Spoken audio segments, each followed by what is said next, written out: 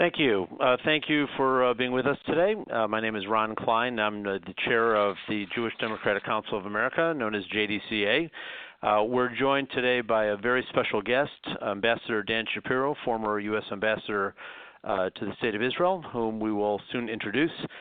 Just by way of background, JDCA, since its founding 2 years ago, has established itself as the voice of Jewish Democrats, advocating Jewish and democratic values and supporting candidates and elected officials who share these values in order to bring about political change. This is exactly what we did in the last round of elections and midterm elections in 2018 when we endorsed 58 candidates across the country and 84% of them won, helping to flip the House from red to blue. It's also what we plan to do in this next election in 2020 when we will participate in various strategic elections and help flip the Senate and, of course, be very active in helping shape the course of the outcome of the White House election with overwhelming support for Democrats among the Jewish community. As events of this past week have demonstrated, our work has never been more critical, and we know that's why you're on the phone today to hear a little more about the views of our special guest as well as what we're doing about the current state of affairs. We've consistently rejected President Trump's ongoing efforts to politicize the U.S.-Israel relationship and weaponize anti-Semitism. And last week, rejected very strongly his anti-Semitic claims that Jews are disloyal. President Trump clearly does not understand the Jewish community, but we do. We know that Jews are loyal to our values, which is why the Democratic Party has been and continues to be the political home for 3/4 of the Jewish community. Jews are overwhelmingly Democrat because the Democratic Party shares our views on a large number of issues important to our community, such as immigration, gun safety, health care, climate change, equality and human rights, and foreign policy consistent with our values, which includes strong support of Israel.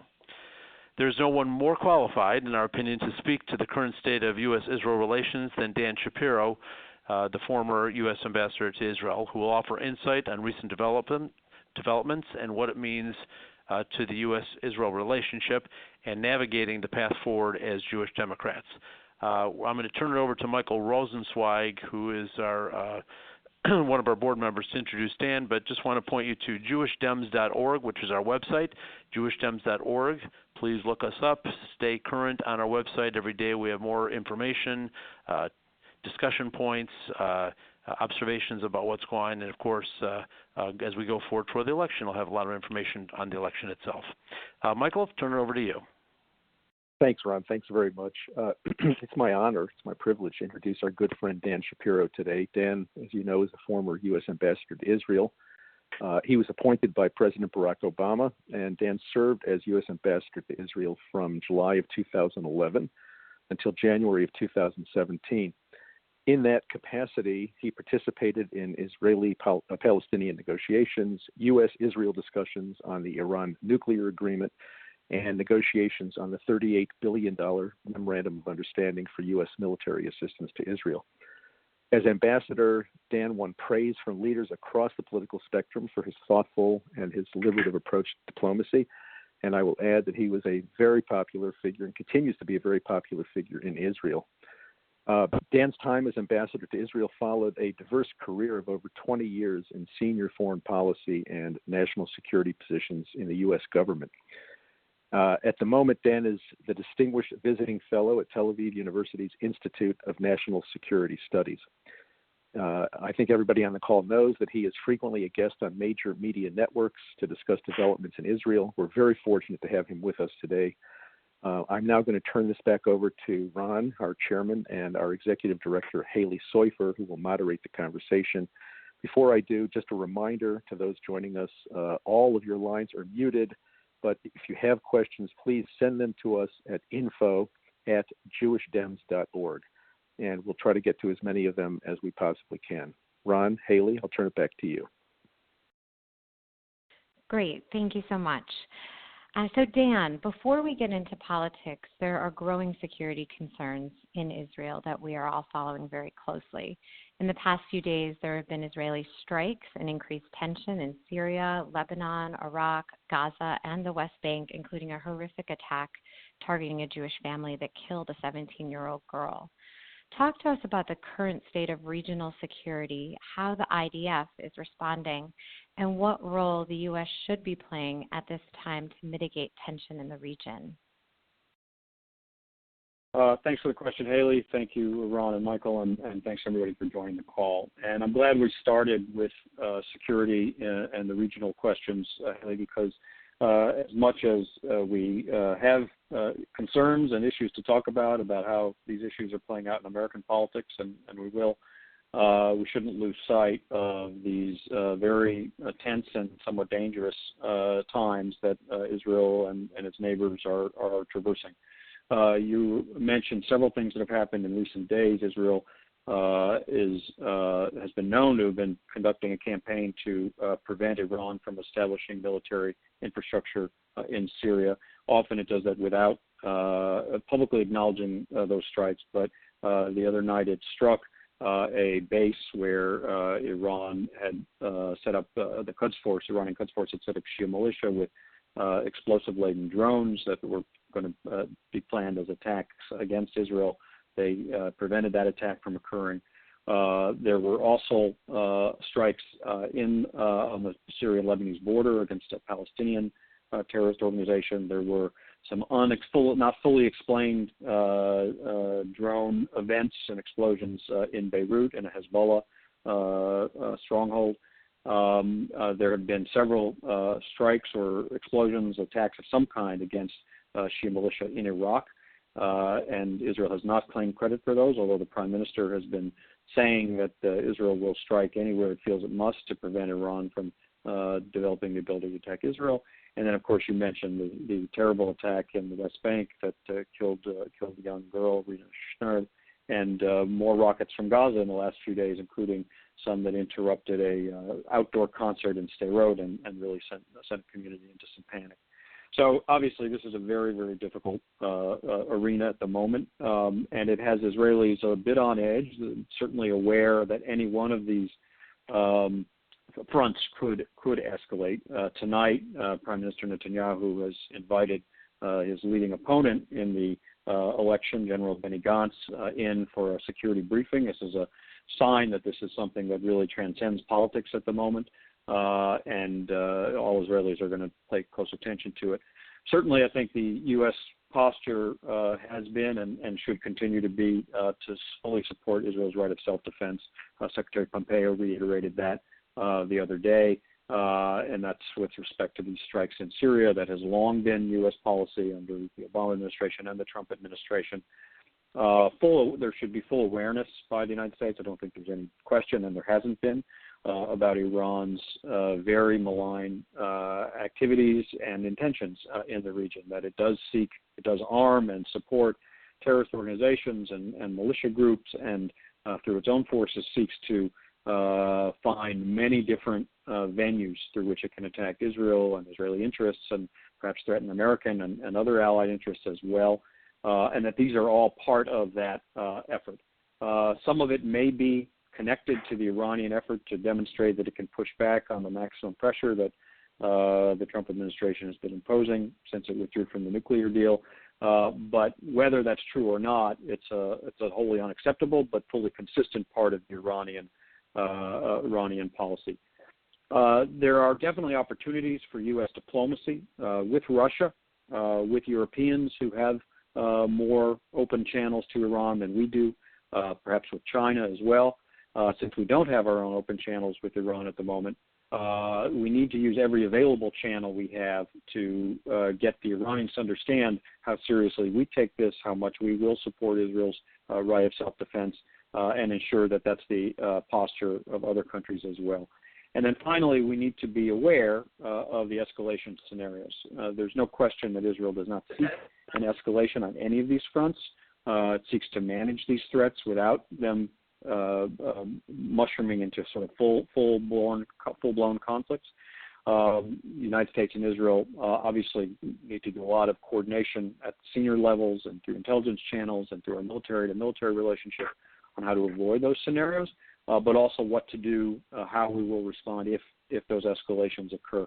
There's a particularly sensitive case of Iraq that requires extraordinarily close coordination because there are U.S. forces in Iraq, and we obviously want to make sure that there isn't some association with the United States of things that the United States has not done or retaliation against U.S. forces. But I'm confident that coordination is taking place as it should, without knowing precisely what the cause of the attacks in Iraq is.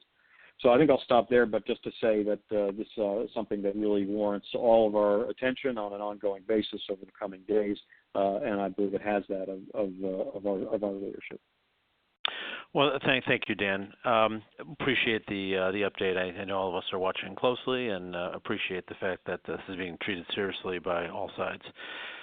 Let's shift back, if we could, to what's going on here in the United States and sort of the developments over the last couple of weeks and some of the concerns expressed about some of the president's remarks and things like that. So let me just reference a combination of questions that have come in. I'll sort of put them in one question. In the past 2 weeks, there have been two large developments relating to President Trump in which the Jewish community has been in the eye of the storm. Even before President Trump labeled us as, quote, disloyal, close quote, there was Israel's cancellation of the visit by Congresswoman Tlaib and Omar. Please share with us your view of what led to the Israeli government's cancellation of the trip, what it reveals about the current state of U.S.-Israel relations, and how the decision was received in Israel.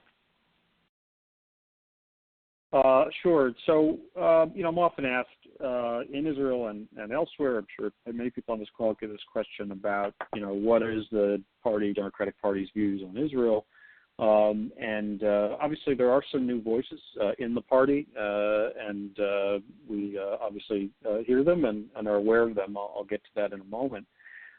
But I think if you really want to answer the question of where the mainstream of the Democratic Party is on these issues, you should look at the legislation that passed the House of Representatives in the last week of July.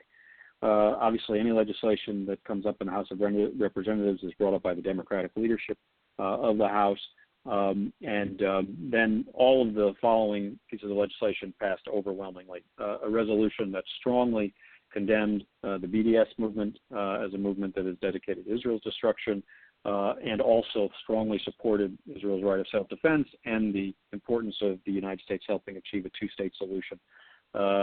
That passed by 398 votes to 17.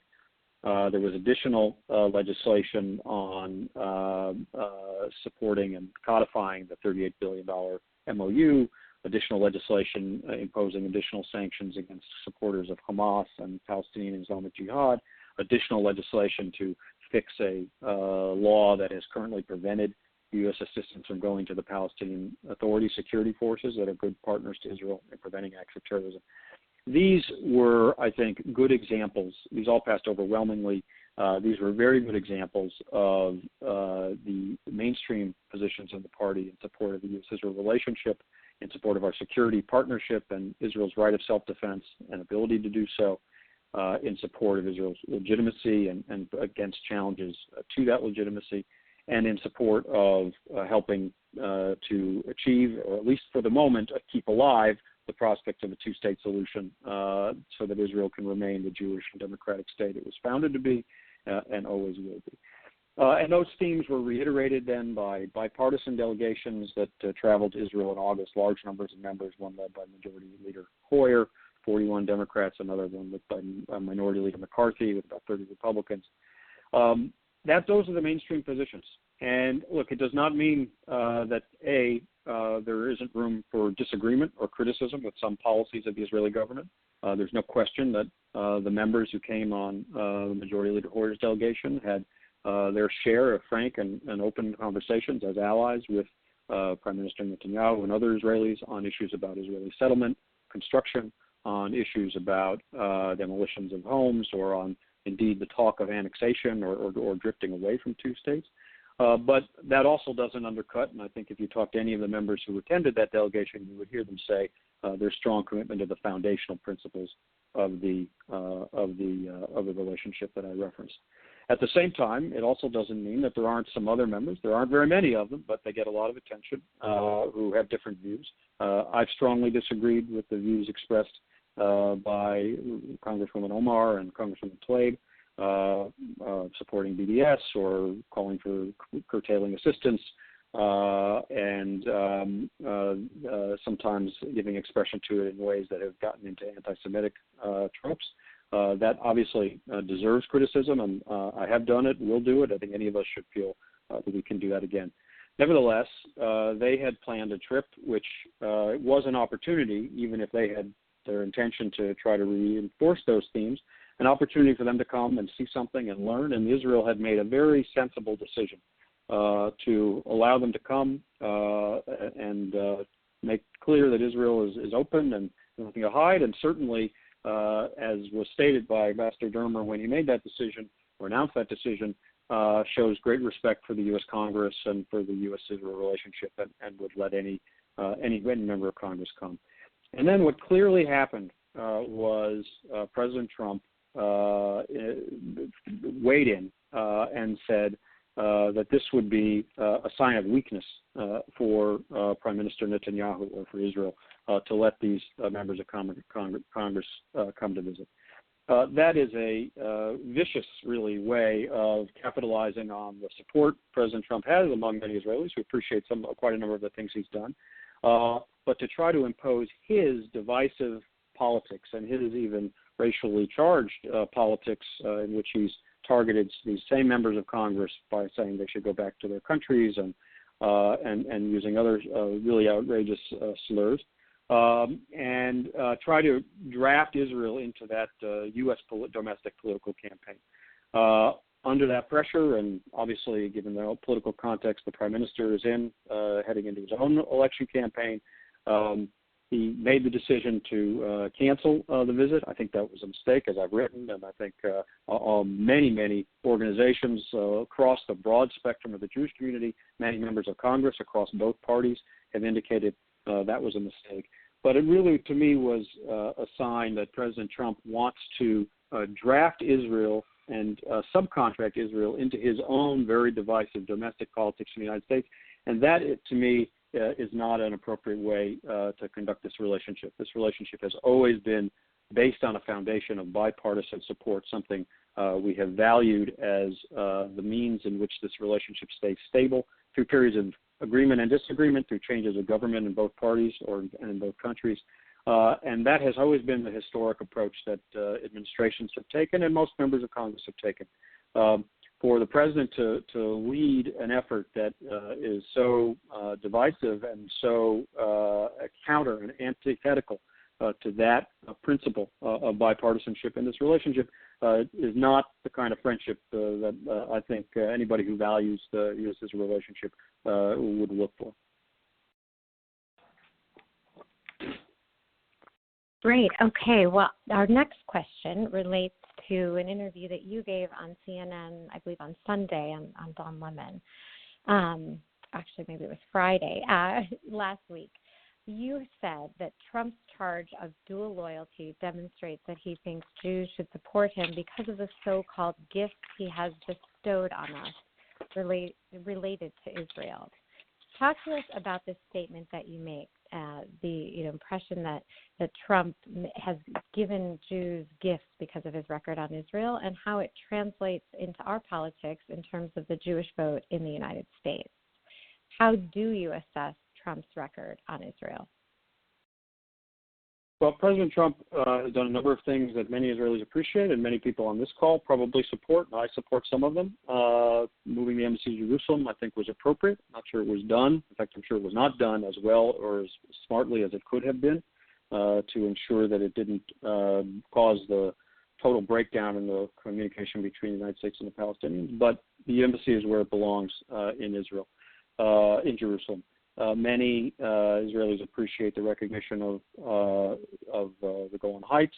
Many Israelis support the U.S. withdrawal from the nuclear deal, which I also thought was a mistake. Obviously, the same kind of security coordination and assistance and implementation of the MOU signed in 2016 is taking place. So there are many things happening that many Israelis support, and various people on this call and others in our community support some of, and we disagree on others. But what's very clear from the president's recent comments, first his intervention on the trip of the members of Congress, and second, his comments later, is, as I said, he's trying to instrumentalize this relationship for to serve his own narrow political interests and his own divisive political tactics. I think if there were any doubt about that's his priority, it was really shed by these comments he made on Thursday last week when he declared that American Jews who vote for the Democratic Party are either severely lacking in knowledge or greatly showing great disloyalty. I mean, there's so many things wrong with that short statement. It's kind of hard to know where to start. First, the first is that it's based on a total mischaracterization of the Democratic Party's positions on Israel. I referenced a few minutes ago. I won't repeat it. What are the vast majority of the members of Congress and other office holders' positions, and it conflates the views of maybe 1% of the members of Congress with the views of the 98 or 99% who have expressed them repeatedly. Second, to say that Jews are disloyal and not specifying disloyal to what initially raises and echoes some of the worst kind of anti-Semitic charges that have been leveled against Jews in many through many centuries, and have in many cases led to violent anti-Semitism. That Jews are somehow not loyal to the country or the government in which they live. That was how he expressed himself. Well, then he said the next day, well, what he meant was Jews are disloyal to Israel, and the Jews who vote for Democrats are disloyal to Israel and the Jewish people. Well, with all due respect, he is in no position, he has no standing to judge our community and our loyalties to our own people, to our own history, to our own traditions, or to the state of Israel. And that even presumes, in fact, his logic of his second day statement requires that American Jews have a dual loyalty to Israel and the United States, which fuels yet another anti-Semitic charge that has been made through many decades against American Jews. But I think what we understand well enough about this president by now to understand what he really means is that American Jews who vote for the Democratic Party are disloyal to him. And this is consistent with his narcissism and his transactional nature, which is expressed in many other situations, that he has a belief and a kind of an insatiable desire for praise and a belief and an expectation that anybody he has done something that he thinks they should be grateful for will simply salute and in some sort of obsequious gratitude express their support for him. It shows how little he knows our community. It shows how little he knows us, and shows how little he understands the reason that the American Jewish community consistently for decades has voted in the 70 to 75% range for Democrats. That was true in his election in 2016, 71%. I'm quite certain that his contribution to this debate will cause those numbers to tick up, because the way he expresses himself on this issue, but his policies on many, many other issues that Ron referenced at the opening of the call are quite antithetical to the views and values and beliefs of so many in our community. Thank you, Dan. And as a former member of Congress, to your last point, that's exactly a big part of the discussion as well. I mean, the anti-Semitic historical things of, even Hitler using disloyalty and using that as a basis, but historically we've had this over and over again. So our antenna is up. Canary in the coal mine is the story here for the Jewish community understanding when people say things like this. And this is not, a city mayor or this is the President of the United States. Words matter. Every word is hung on by people in the United States and people around the world. But to the point about how the Jewish community vote, of course we vote on the support of the state of Israel. And when things are to be appreciated, they should be appreciated. But in total, this president, on a series of issues that the Jewish community also cares about, that are values issues to us, based on our religion, based on our spirituality, based on what's important, what we see in the community to make this country a better place. And guns are an issue, and environment is an issue, and healthcare is an issue, immigration. We have a long history. Our DNA is very very high and of great interest on immigration policies that either prevented us or allowed us to come to this country. We care. So yes, I agree with everything you're saying, Dan, and we'll see what happens. But we're going to fight that fight every time he tries to bring that kind of thing up. If I can, Dan, one of the things that was also mentioned, I think you mentioned recently, is that majority of Jews, I think this is on a CNN interview, support a two-state solution, which the president was lukewarm at the beginning, but essentially abandoned at this point. What is the current state, as you understand, of U.S. policy with regard to a two-state solution, and how has it changed since you were the ambassador? Well, there's no question, as you sort of referenced there, Ron, that as I said about our positions, and they were expressed in those votes in the House in late July, they're very committed to Israel's security and its legitimacy and right of self-defense, and against all those different threats we referenced at the beginning of this call. And also deeply committed to a two-state solution as the only outcome of this terrible, difficult, and too often violent Israeli-Palestinian conflict, for which the Palestinians bear a very large share of the responsibility. But it will take, obviously, both sides to reach an agreement that will end the conflict. But there's only one end of the conflict, and certainly only one outcome in which Israel retains its Jewish and democratic character. So that has been, for decades, at least the last 2 decades, the defining principle of U.S. policy through administrations of both parties, supported by members of Congress in both parties, and supported by, again, large majorities of the American Jewish community and the American people. And believe that is very much in Israel's interest, in the Palestinians' interest, and in American interest as well. So it's been very concerning that President Trump, through 2.5 years of pursuing what is sometimes called the deal of the century or the ultimate deal, has virtually never paid any even lip service to the idea of a two-state solution. He said it once in an early press conference, one state or two-state, whatever is the preference of the parties. He has then acted in ways that have made it harder by canceling virtually every stream of assistance to the Palestinians, including those that are expressly permitted by Congress when it cut off some funds because of support for terrorists by Palestinian funds, but humanitarian assistance, healthcare assistance, economic development assistance, people-to-people assistance that gets Israelis and Palestinians together in schools and clubs and environmental projects and sports leagues. Really, and then most concerning of all, cutting off the assistance to the Palestinian security forces. These are professional, reliable security forces that the Israeli government and IDF believe have helped them prevent and solve many, many terrorist attacks. So there's nothing in Israel's interest or U.S. interests about those kinds of policies.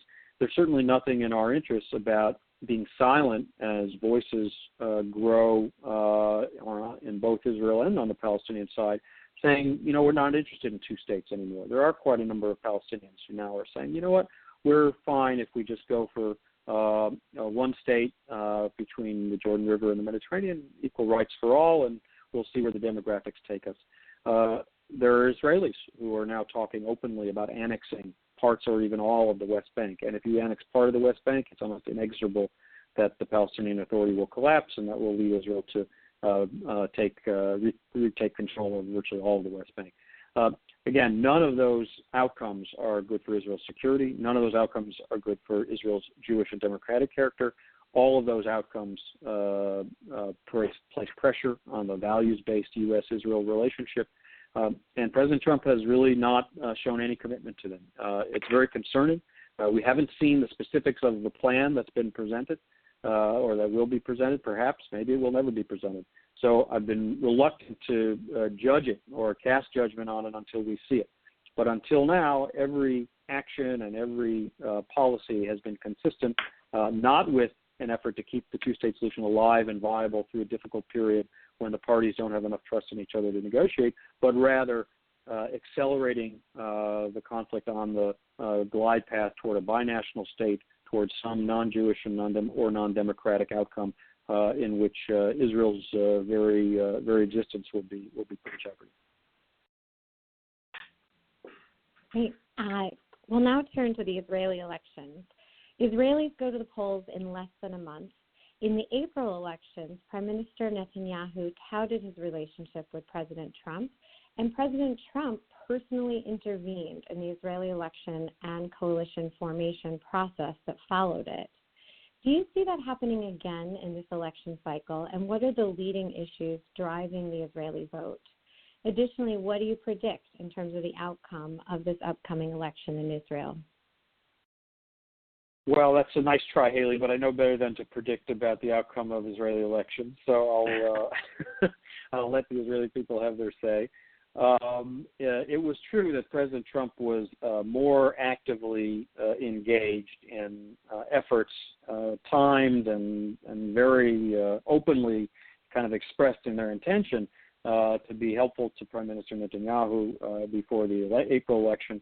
And it's also true that Prime Minister Netanyahu has talked about his relationship with President Trump, as I said, who's reasonably popular in Israel, and it's one of his points of emphasis in his campaign. As I think has been maybe stated previously, just as President Trump should try to avoid pulling Israel into his domestic politics and instrumentalizing the relationship between the United States and Israel to serve his narrow political interests, it's certainly advisable for the United States, whatever the ruling administration is, to avoid trying to put their thumb on the scale or trying to otherwise influence the outcome of Israeli elections. That hasn't always been observed. I think we know some examples when that has not always been the approach, but that's the best approach and that's the advisable approach. The truth is, I think even though his interventions were pretty open before the April election, I don't think they had that much of an impact on the outcome. I think Israeli voters choose their leaders based on what they think about their leaders, not what other people outside of Israel think about their leaders, even presidents of the United States. And that election produced essentially a tie, 35 to 35 split between Likud and Kahol Lavan, the Blue and White Party, and a deadlock in coalition negotiations that followed. The polls suggest something quite similar. The two parties are both clustered right around 30 seats, and there still seems to be a bit of a deadlock with Victor Lieberman holding the linchpin between the two blocs. But obviously, Israel will have that vote in the way its vibrant democracy has always conducted it. And it should be U.S. policy to be prepared to work with whoever the Israeli people select as their leaders, hopefully in as much agreement as possible, but also as allies, and we sometimes will have disagreements, working through those disagreements. That will be the responsible approach of any U.S. administration. Dan, this is Ron. Just a few quick questions that came through, sort of individual questions. Jeff Lankfort asked about young Jews, some Democrats, but otherwise as well, that have become increasingly skeptical, cynical, disenchanted with Israel for any variety of reasons. And the question is, how do we expect this to play out in 2020, and what can we all do to help rebuild this frame between Israel and the United States? Well, obviously there's a lot of, it's true, there's a young generation sort of coming into this issue, coming into politics generally, with its historical knowledge and experience, which are different, of course, from people of a different generation. There's a lot of relevant history that's important for people to understand, and that's obviously incumbent on people like myself, and I spend a lot of time speaking on college campuses and to visiting student groups in Israel, to help make sure that as they look at current events, which are, obviously worth their own analysis, and one doesn't have to always agree with every policy by our administration or by the Israeli government, it's important also to understand that history didn't start in 2009 or 2005 or 2001. History started on this issue, long ago, centuries. There's 1948. There's 1967. There's 1973. There's Oslo. There are many different periods in which we've seen Israel depend on the United States for its security and for its backing, on helping it seek peace with Palestinians, on trying to advance those talks, sometimes with very problematic Palestinian leadership on the other side. And again, one doesn't have to agree with every policy, and one doesn't have to not state disagreement if there is some, but it's really important to put everything in historical context. It's important to come to Israel. It's important for anybody who has opinions on this subject and would like to have them be well-rounded in facts and realities and complexities that exist in Israel to come. It's why even critics should come and have the chance to learn and visit and talk to Israelis and Palestinians, officials and non-official, security people, students, business people, and really learn about the complexities in great detail. Among the things I think any fair-minded person will discover as they do that is that the U.S.-Israel relationship pays significant dividends to the United States. Our security interests are so overlapping with Israel's in this region, this very troubled and violent region, that as one of our presidential candidates, a former vice president who I worked with closely, says, if we didn't have an Israel, we'd have to invent one because of the way U.S. Interests are affected positively by having a security partner, an intelligence partner, a country that can bring its own capabilities to the table to address many of the same challenges and threats we face in this region. And so there's a great deal at stake here besides or in addition to the Israeli-Palestinian issue, which is often the cause of that disaffection that we sometimes hear about. And we can do both at the same time. We can support and advance our security partnership while also keeping alive and viable the two-state solution, even calling out those Israeli policies or statements that are made or done that we feel are inconsistent with that goal. And, of course, Israel can help us. There's a lot that Israel can do to demonstrate that even in the era of Donald Trump, and even if there's appreciation for some of the things Donald Trump has done, that they have the respect and the ability to engage with Americans of all backgrounds, of Democratic and progressive backgrounds, as well as those of President Trump and his circle. That's the appropriate way to conduct a relationship in this direction, because, of course, the pendulum swings both ways in American politics, and anybody who takes a long-term strategic view of the relationship will understand that you build relationships with the rising generation. It means you have to listen to them. It means you have to understand where they're coming from. It doesn't mean you always have to agree with them, but it certainly means acting in ways that alienate them is a very short-sighted approach. So there's a lot to be done on our own side and within our own community and within our party. There's certainly a lot that the president should do differently in the way he conducts it, and there's a lot that Israel can do to contribute to this as well. And Dan, just to top that off, that's a very thorough, comprehensive answer, and very, very helpful. And everyone listening should take that very deeply and thoughtfully. That same point, all those points relate to the broader American community as well. This is not just about the Democrats or it's about the Jewish community. This goes to the broader community. The long-term U.S.-Israel relationship is dependent on Americans of all backgrounds and shapes and sizes and demographic groups being supportive and understanding with the importance of the strategic relationship, why historically has been there, but all the things you said apply to the broader American community. And, as Jews, we're 2% of the whole population.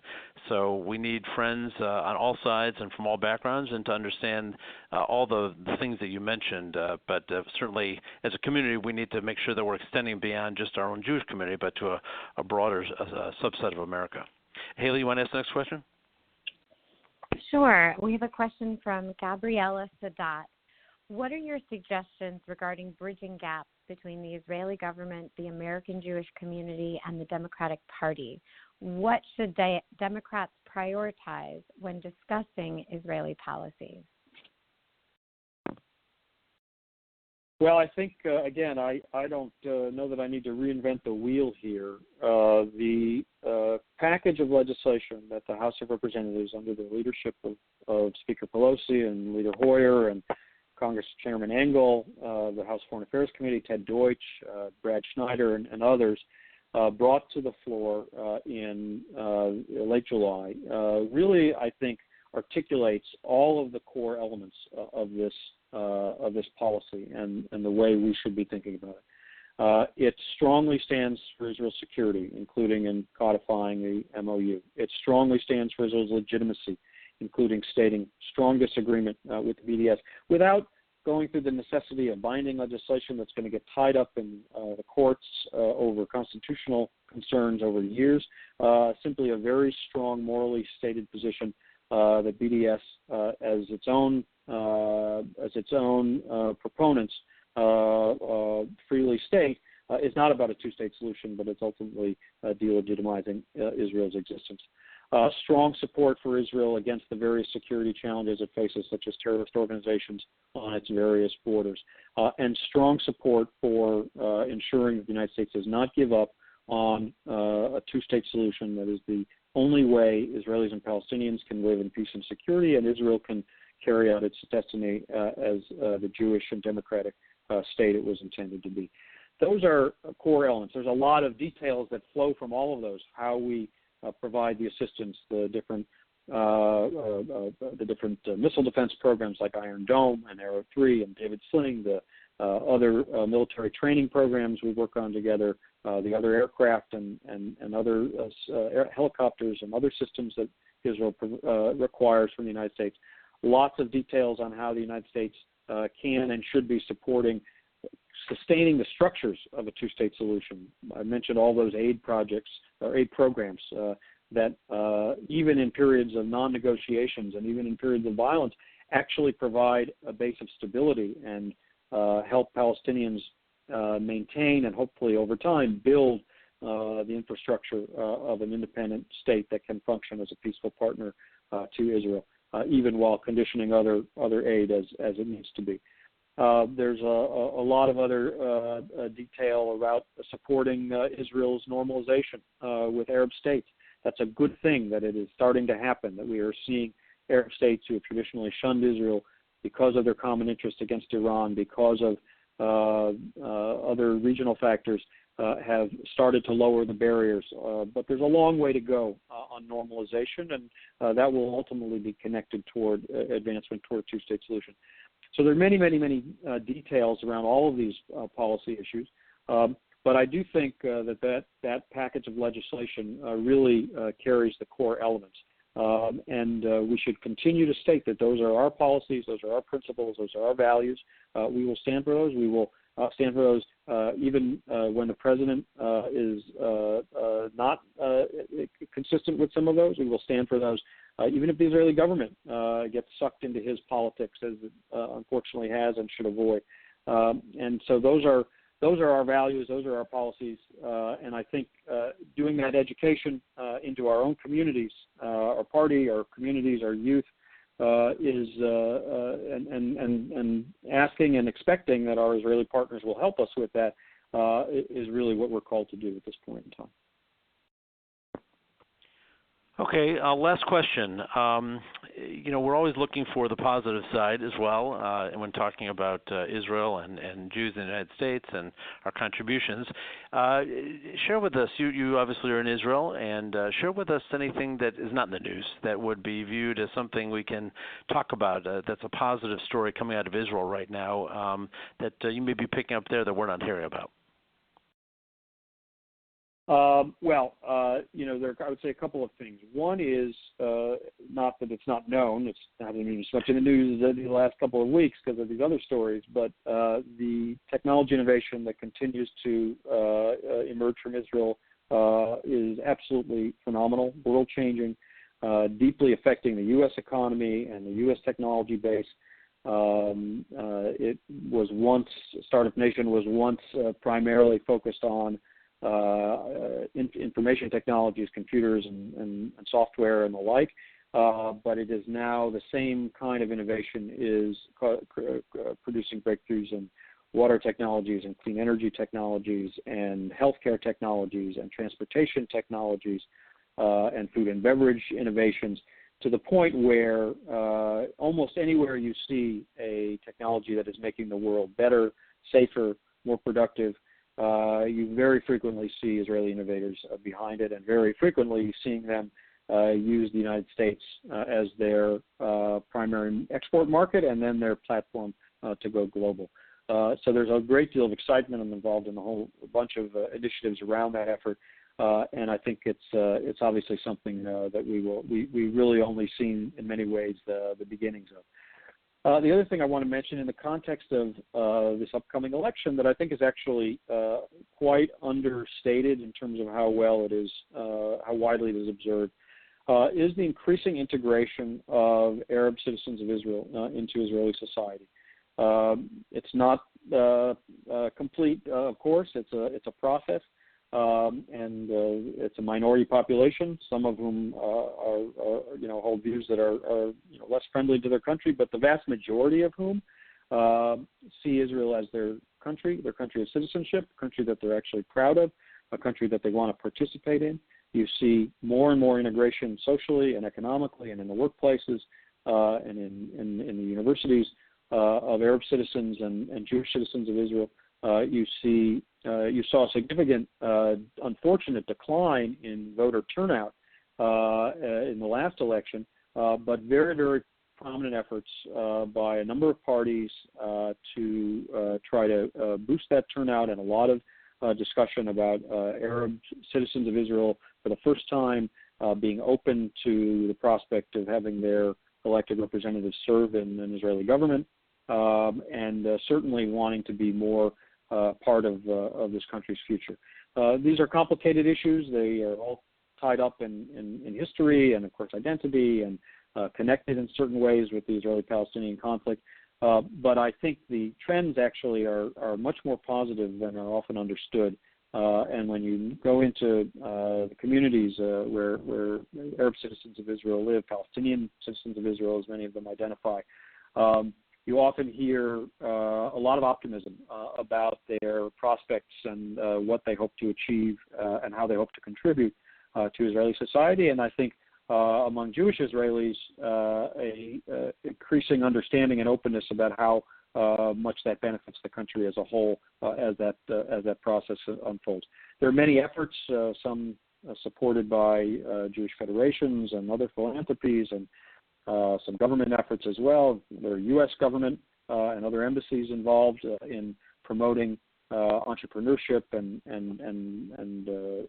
skills building that gets people into the high-tech sector in those communities.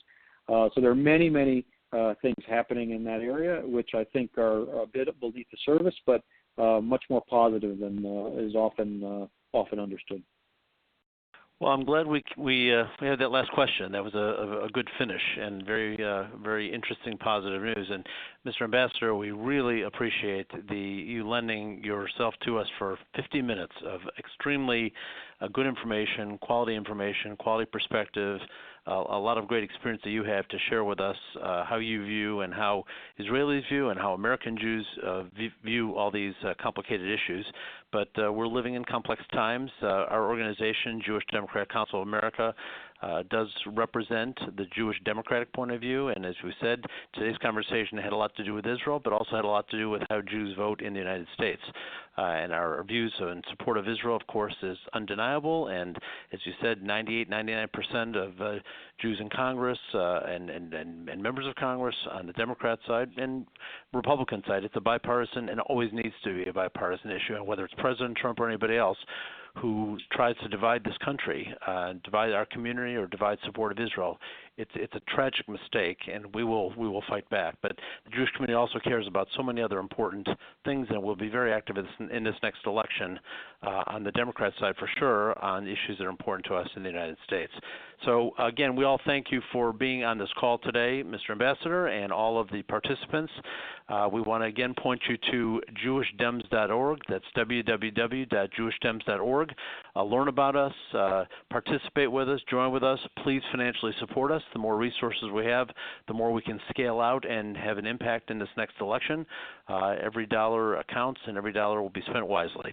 So we thank you. Have a good day, everyone, and we'll be back for our next call probably in the next couple of weeks. Thanks so much. Thank you, everybody. Bye-bye. Thank you.